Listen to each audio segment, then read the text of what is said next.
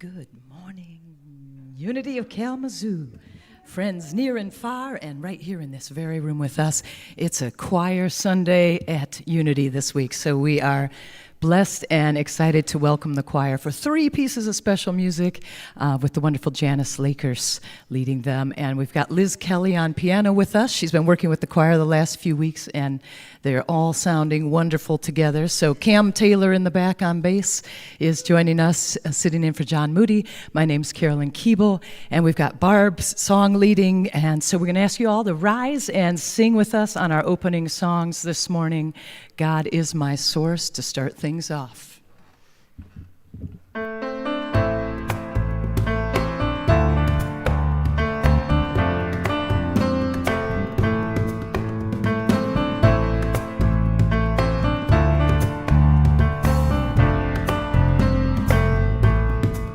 God is my source, God is my power, God gives me everything I need. So I give thanks for all my blessings.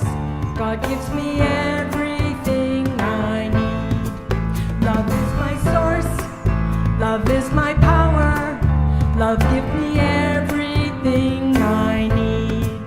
So I give thanks for all my blessings. God gives me everything I need. Joy is my source, joy is my power, joy gives me everything I need. So I give thanks for all my blessings. Joy gives me everything I need. Peace is my source, peace is my power, peace gives me everything I need. So I give thanks for all my blessings. Peace gives me everything I need. God is my source, God is my power, God gives me everything I need. So I give thanks for all my blessings. God gives me everything I need. God gives me everything I need.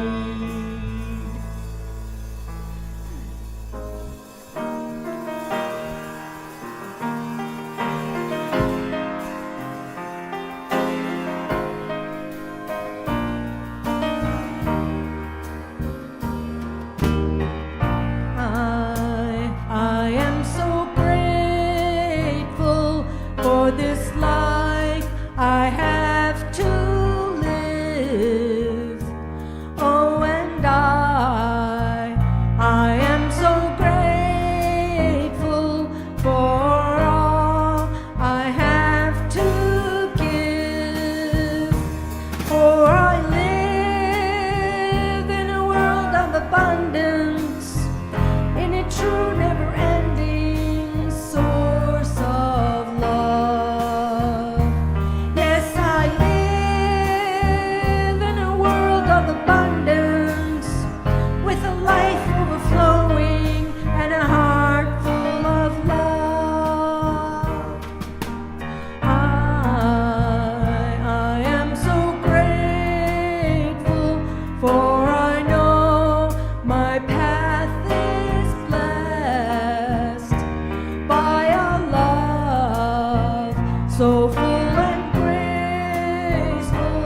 I can trust in every step, for I live in a world of abundance, in a true never-ending source of love.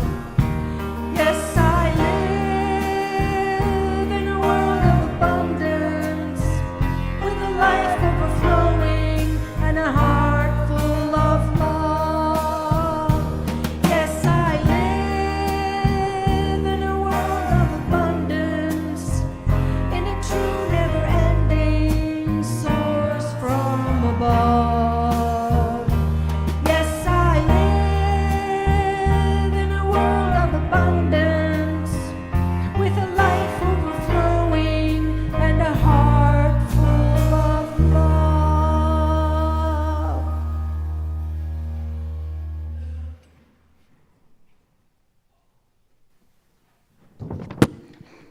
Thanks, Barb. Well, good morning. Oh, so many reasons to be grateful. So many. My name is Lynn Sager. I'm your platform assistant for today, and thank you to everyone who makes this service possible. Script, hospitality, bookstore upstairs, audio streaming team, ushers, PowerPoint, youth leaders, and of course, our wonderful music team. Yay. So we're very glad they're here. And if you haven't done so already, now would be a good time to put your phone on mute or silence it out. And if this is your first time here, we are glad, welcome that you're spending this morning with us. And if it is your first time, after service, we have a small gift bag for you. Just fill out the card in the pew pocket and hand it to one of the ushers when you leave. And again, thanks for joining us today. A few announcements. This is a start of a 3-Sunday theme of activism as a contemplative practice. That's a tough word. The series will continue through July 7th and then the 14th. And today's talk on activism is called Cultivating Capacity and Why We Need This Now by Reverend Judy this morning. Now, next week, on June 30th, which is next Sunday, that'll be our 5th Sunday programming. As you remember, we do something a little special then. And we are going to invite somebody from the community. And on June 30th, we will have Stacy Ledbetter. She will be here to talk about her work in Kalamazoo with the Douglas Community Association, where she is the current leader. And so you certainly want to make sure you are here for that. It will be an inspiring Sunday for sure. Our DEI summer read, our book is Kindred by Octavia Butler. We will have our discussion session meeting on it on July 14th after service. And a quick comment about Circulation Day. It is set for September 14th, but in order for it to happen, we're going to need a couple of people, 1 or 2 people to be co-leaders, co-chair of that event. And so if you are interested in doing that, you will need to reach out to Kim Varney or Marcia Bergstaller by July 21st so that can get going. Also save the date for July 21st. We will have our annual outing to go watch the Growlers play the Battle Creek Battle Jacks. It's always a lot of fun, always a lot of fun. And as we said last week, they always win when we're there. So you can get your tickets online. I just did that, easy. Just go to the donate button, click, and you can make your choice. So I think those are all the announcements. So as we prepare for service, let's get our heart space in order, and we are going to go through our mission statement together. As an all-inclusive community, we awaken to spirit, grow into our soul, and build a better world. And our vision, where we celebrate a world of ever-awakening consciousness, abundance, peace, and love for all. And our core values of love, authenticity, stewardship, oneness, playfulness. And our land and labor acknowledgement of our spiritual community acknowledges Black, Indigenous, and people of color whose lands and labor were forcibly taken. We pledge to promote understanding, equity, justice, and inclusivity. And for all children in the world, let's give all of them a blessing. As you go your way, know that you are loved, special, and important to us.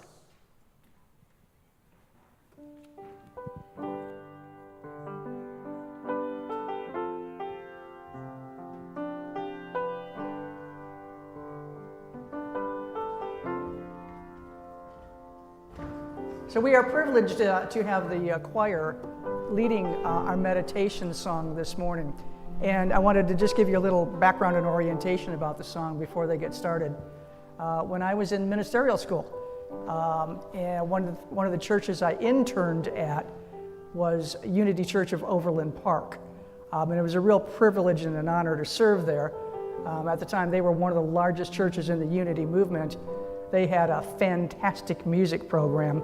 And of course, I knew what to look for because I was spoiled coming from Unity of Kalamazoo.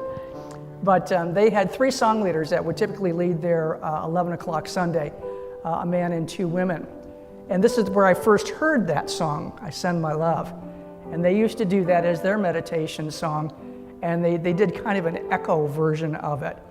And I always loved it, and so when I graduated and was ordained and had my own church, I wanted to bring this song into play because it just is a very special song to me, and I think it probably is to you as well. So we put it into the rotation, and John Moody was thinking about it and listening to it and decided to go ahead and write some harmonies and some echoes into it. So we're going to invite you, even if you know the words, to affirm those words in your heart and just close your mind and close your eyes and listen to the way the choir is going to present this to you this morning. So thank you all for the extra song today.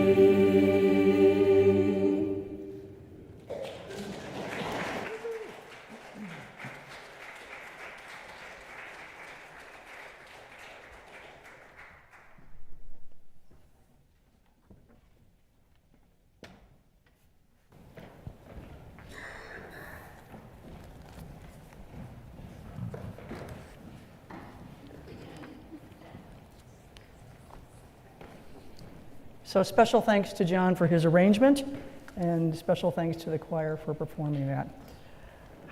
What a great way to start our time of prayer and reflection. And so as those words echo, knowing that everything we put out into the world and into the universe that returns to us. I invite you to just settle into a comfortable space, relax, and listen to the reading of the daily word. The word for today is generous. There have been times when I relied on the generosity of others. I remember feeling grateful when they shared what they had with open hearts, not thinking of how I might repay their kindness. This is the true gift of generosity, not just the material offered or the services rendered, but the feeling that I am worthy of someone's time or treasure and effort. This love and compassion is at the heart of my generous impulses too. I give not out of pity or even out of obligation or duty, but so others may know their worthiness through me. Each person is a divine being made in the image and likeness of God. I honor each person's divinity by doing what I can to help and support them, as others have helped and supported me. And from Proverbs chapter 22, verse 9, those who are generous are blessed, for they share their bread with the poor. Our affirmation for today is, I honor the divinity in others through my generosity. I'll say that once again and then invite you to join me the third time. I honor the divinity in others through my generosity. Together, I honor the divinity in others through my generosity. So as we move into some time of prayer and reflection, let's think about this circular motion of sending out into the universe love and energy that always comes back to us magnified. We know that a kind word, a smile, a sincere effort on our part to make eye contact with someone can really cement that connection between two human beings. And it doesn't have to be a big deal. It just simply needs to be real and heartfelt with kindness and compassion. You never know when that smile will make a difference in someone's life. You never know when that eye contact will lift them up. You never know when that donation of your treasure or your time or your talent will be just the little bit that it takes to make a difference in someone's life. And trust me, we all make a difference. That is why we're here.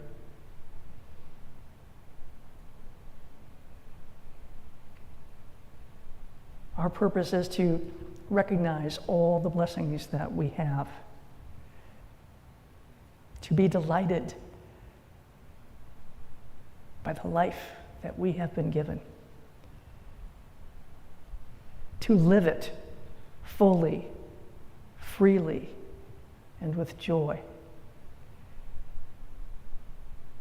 and to share every aspect of it as we make our way on our journey. And so I invite you to just simply be conscious of the fact that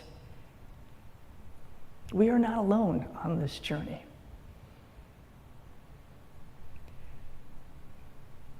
We are here to certainly be the best that we can, but also to support others in their efforts to live their best life. And when we connect with them, when we recognize them, when we let them know that they make a difference to us, we are all lifted up. And so I invite you now into a few moments of silence to just, first and foremost, think about and give gratitude in your heart to someone who has lifted you up. And then to think about ways that you could do something to lift up another person. Even if it's a stranger. Just think about a tiny shift that you could make that would make a difference.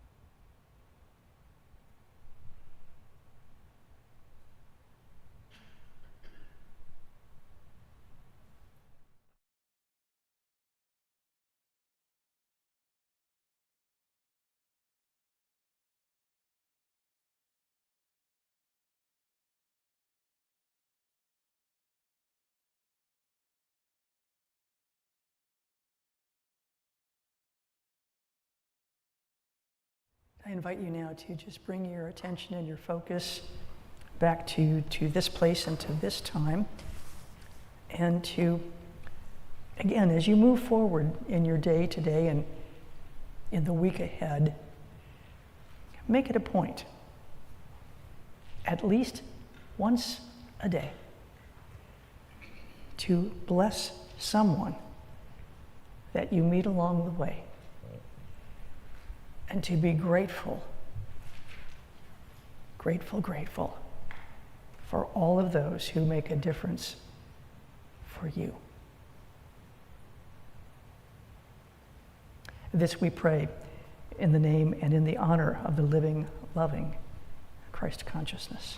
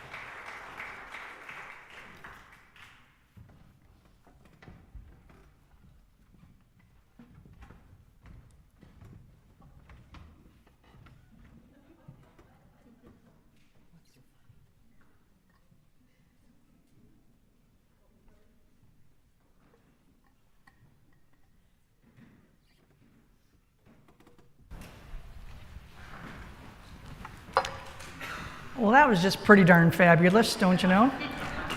Thank you once again, everyone. Good job. What a great message in that song as well, so thank you all. So, greetings, everyone. Welcome. We had a busy week this week, Juneteenth celebrations, the summer solstice. Is it too early in the season to complain about the heat? Yeah, lots of good stuff going on. And of course, thank you all for your kind, warm, and loving birthday wishes. I had a great Sunday off. Thank you, Donna, for being here. It was the perfect day. It was very quiet. I got a nap. I got more good food than you can possibly imagine. Got to do all the things that I wanted to do when I wanted to do them. So I think that's pretty darn fabulous. And again, thank you all for your wishes and for the cupcake celebration the week before. So today we're jumping into our contemplative practices program. We're starting first with activism, and we'll be doing that for a couple of Sundays going forward here. I think most of you know that I'm a ginormous fan of HGTV. And I affectionately blame my mother for this. My mom used to love to freshen things up around our small one-story ranch house. And growing up, we were very much used to coming home and finding that the living room was completely rearranged or the kitchen furniture was completely rearranged. Once my sisters and I arrived home from school, only to find that our bedrooms, which were on opposite sides of the house, had been completely swapped. And we had no idea this was coming, you know? And it was almost a full week before we kind of finally figured out the new traffic patterns and daily routines. They kept showing up at my door, I kept showing up in their room, you know, and we finally got it all figured out. And then, you know, as a homeowner, I too have done my fair share of DIY projects. And today when I watch HGTV, I really have to battle my tool envy demons. because I see some of the work that they're doing, and it's just like they're taunting me, about everything that I could have done better, I could have done with less stress, less time, less effort, without 4 trips to the hardware store on the same Saturday. If only I would have had the right tool available when I needed it, right? We know the importance of having the right tools. So, having the right tool available to fix what's broken or to improve what's already there makes all the difference in the world. So today we're formally launching our explanation of contemplative practices, and the stated goal of this series, this whole program, is to expand the number of tools that we can use to build a better world, right? We've awakened to spirit, we've grown into our souls, and we're now committed to building a better world. And this means that we have to live with the truth as we know it. And that can be hard sometimes, because so much in the world isn't what we would choose, isn't how we would express.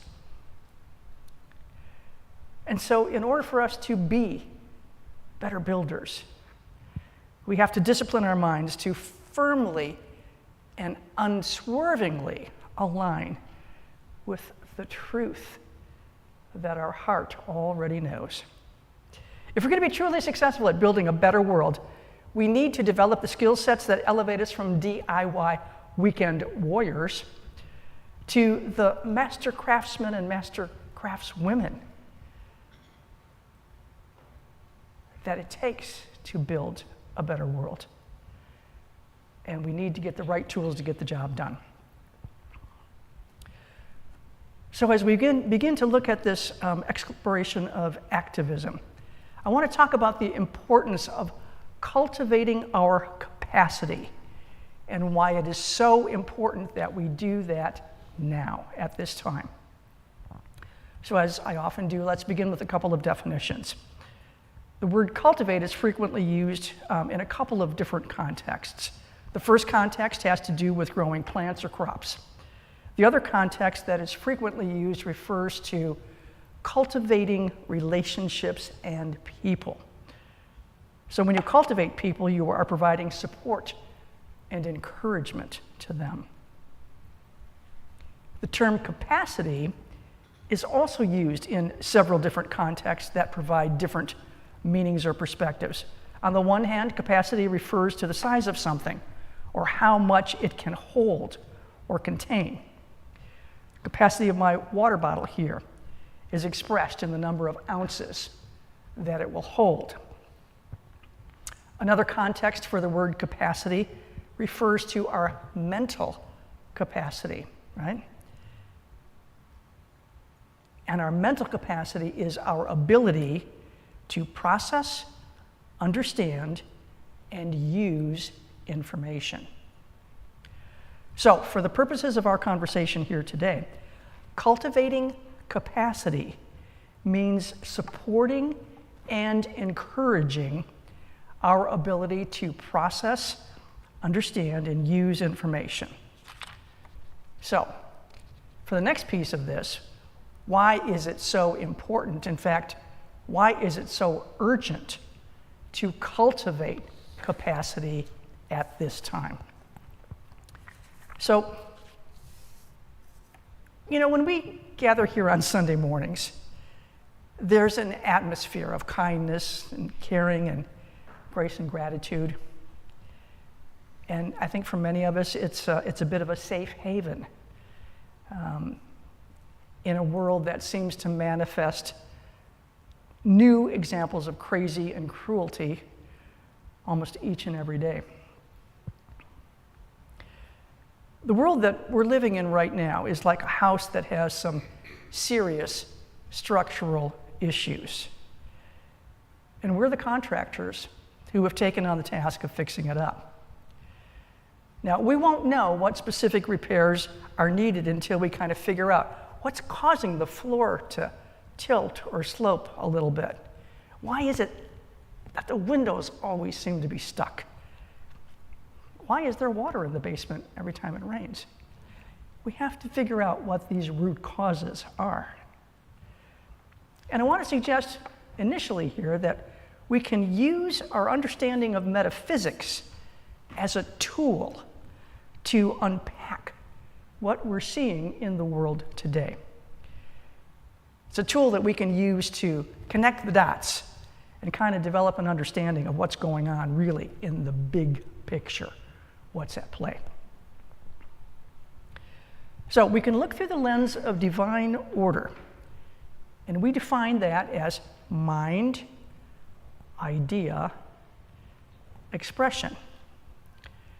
And we can also use a different model which describes the three levels of consciousness: superconsciousness, consciousness, and subconsciousness. So these two models can lend a lot to helping us understand why what's showing up in the world is showing up. So according to Charles Fillmore, our superconscious mind, or what he calls often, and we can easily think of as our Christ consciousness, that part of our thinking is based on the realization and the understanding of spiritual truth. It's based on our understanding and realization of our divinity. If we do not embrace and live from that Christ consciousness, which again is the spiritual truth of our own divinity, people will destroy each other in an insane warring for the fleeting things of the world. Do we have evidence of people destroying each other over fleeting things of the world? All the time, right? So that says something about the consciousness, the level of consciousness, the level of superconsciousness, what's up there that's causing this stuff to come out. Fillmore goes on to say that preaching the glories of heaven will not reach a mind that has no capacity for the enjoyment of heaven. So if there's a mindset that doesn't believe in good stuff, it usually marinates and percolates a bunch of crummy ideas which show up in a lot of bad behavior, right? Mind, idea, expression.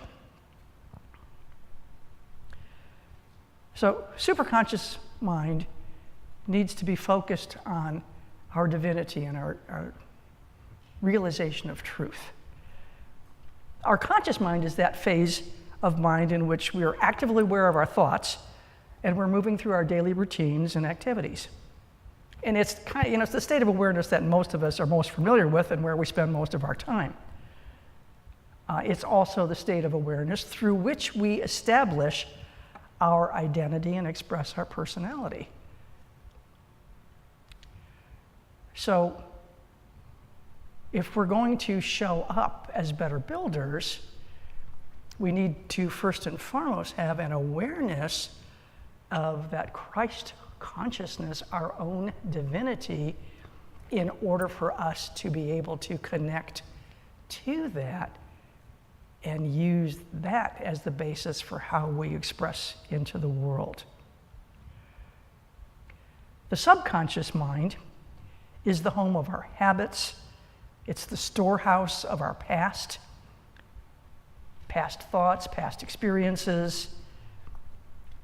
And truly, the subconscious is this enormous, vast expanse between everything that we have been in the past and everything that we could be if we live from that superconsciousness awareness of our divinity. thoughts from the subconscious mind come up into the conscious realm to be forgiven and redeemed, and then the subconscious states of error thinking, can be broken up and dissolved. Psychologically, this process of bringing our past thinking, our behavioral patterns, our traits, and our motives into alignment with our higher consciousness is referred to as integration. It's a process whereby we mature into an organized whole that functions effectively with minimal effort and without conflict. So when our superconscious mind is in the passenger seat doing the navigation, life is better, right? When we have good thoughts as the springboard for what we kind of have as a daily awareness and how we think and act and do, when we have that Christ consciousness awareness, life is better. If our subconscious mind is giving directions, or God forbid, doing the driving, life is almost always a hot mess. So if we go back to this metaphysical model of divine order, which is mind, idea, expression, what this essentially means is that our belief system determines how we think about the world, how we think about our place in the world, and that is what determines how we show up, okay? So mind, idea, expression.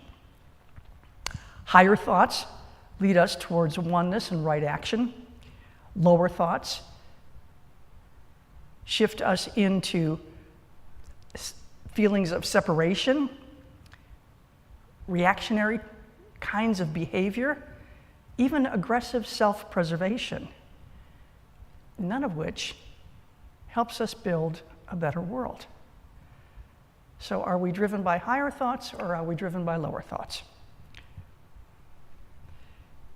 So as human beings, we've always had different ways of looking at things, different ways of thinking about things, and quite naturally, that's going to lead to some differences of opinion. But a willingness to engage in a respectful conversation about why we believe what we believe, or why we think what we think, has always provided us with an opportunity to reveal misunderstandings, misinterpretations, even misinformation. And this is important because none of us gets it right 100% of the time. We just don't. We think somebody said something. We think they meant something. We read something into their tone of voice. And it kind of gets us off on a tangent. And so it's okay to look at the world differently. It's okay to think differently about things. But let's not do so in such a way that we can't even talk to each other. We can't sit down and have conversations. Because sometimes, have you ever had a conversation with somebody who's like, I never thought about it like that before. Gosh, that never even occurred to me, right? That's all happened. And it continues to be something that needs to happen on a regular basis if we're going to build a better world. So, the unfortunate truth, I think, is that we are increasingly living in a world of diminished capacity. And I'm not suggesting to you that, that everybody's exhibiting Alzheimer's. That's not what I'm talking about. I'm talking about capacity simply as our ability to understand, realize, and use information that sort of mental capacity. And we're living in a world of diminished capacity because it's increasingly difficult for us to process, understand, and use information. Why? Because the house that we're living in has some severe structural damage. And anymore, it seems to be caused by disinformation and something that I just recently read about and learned about, which is called motivated ignorance. Now, there's a term. So let me explain that a little bit. Disinformation is false information that is deliberately spread to obscure the truth and to deceive or manipulate others. And that's way different than misinformation. Disinformation is deliberate, and it doesn't have good intentions at its heart. Motivated ignorance refers to willfully blinding oneself to facts. It's simply choosing not to know. La la la la la la la la la la la, right?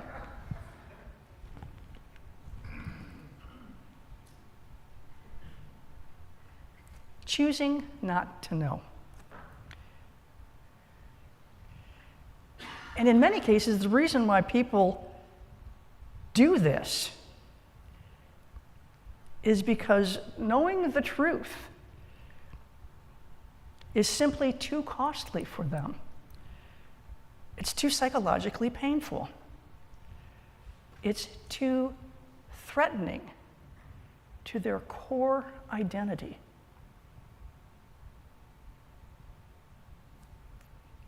Kind of reminds me, as I just say that and think about this, the famous Jack Nicholson. You want the truth? You can't handle the truth. And these people, for whatever reasons, can't handle the truth.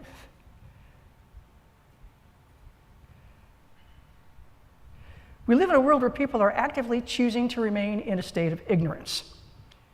And if they're presented with strong arguments against the position that they hold or compelling evidence that disproves the narrative they embrace, they simply reject it. Willfully ignoring the truth shields them from the psychological distress of admitting that they've been lying to themselves and lying to others. And I think the number of people who are deliberately lying to themselves and deliberately lying to others is growing, unfortunately. And for reasons that are known only to them, they're terrified of doing the work that allows us to mature into an organized whole that functions effectively with minimal effort and without conflict. It's just too painful. And because, for whatever reasons, they can't or won't do the work, all the more reason for us to have a need, an urgent need, to increase our capacity. And I go back to Mr. Fillmore's quote where he says, "Preaching the glories of heaven will not reach a mind that has no capacity for the enjoyment of heaven." So that's why we're diving into this exploration of contemplative practices to help us shore up and increase our capacity, and to find different avenues in which to perhaps meet people who are struggling for whatever reasons to do the work, and maybe, just maybe, give them a safe place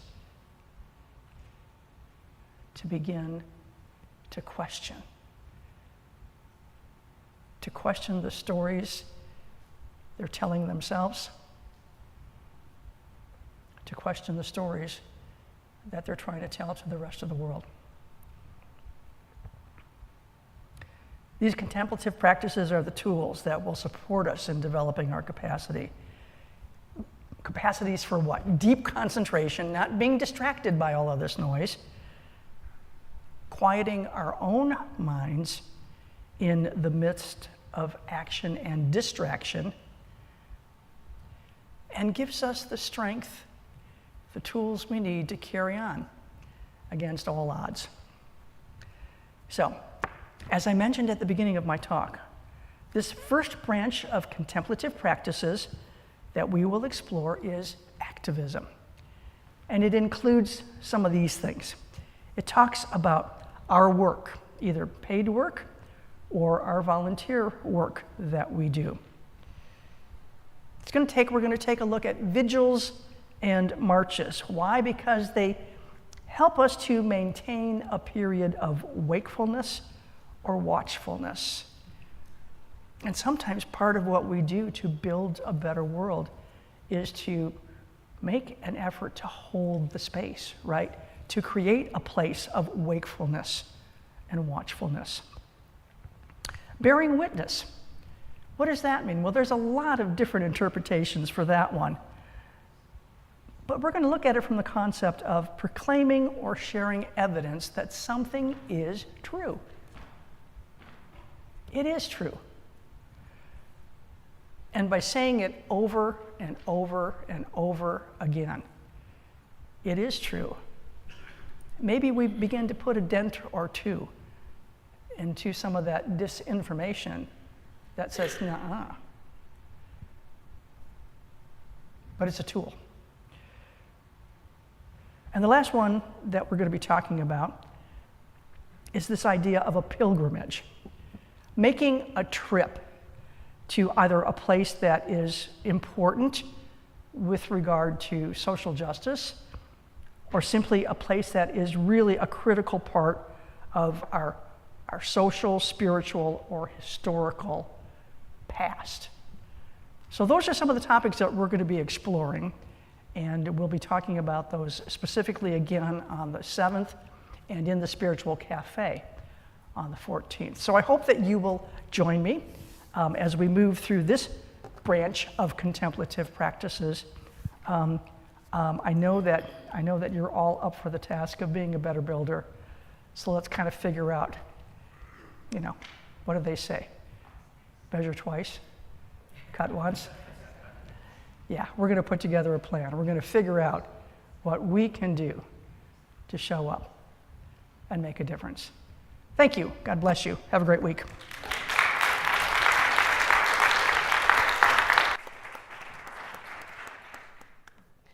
Thank you for your message and the reminder.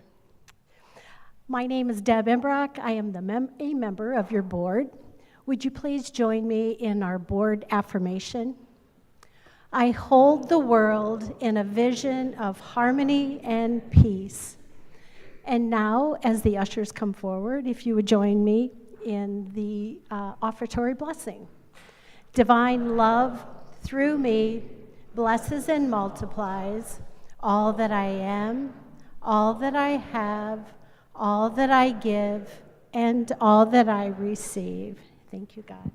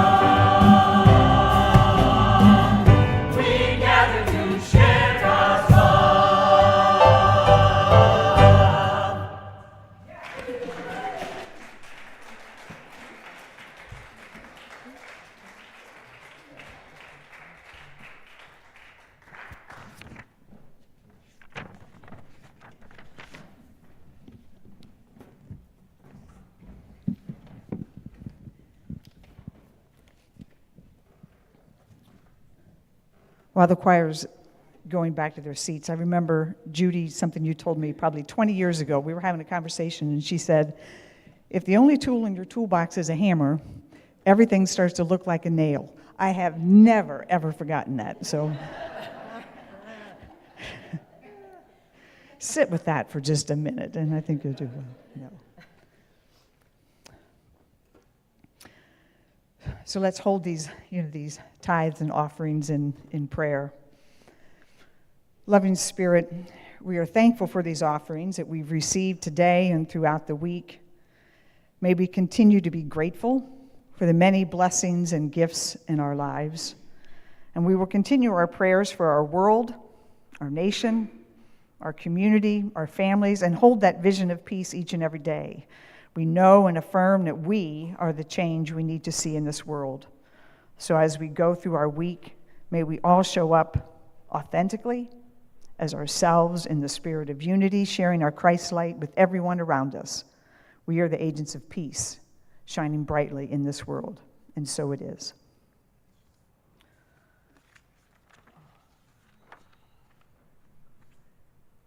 And now, if you will join me as we close out our service in the prayer for protection. Please stand if you are able. And the light of God surrounds us, the love of God enfolds us, the power of God protects us, the presence of God watches over us. Wherever we are, God is, and all is well.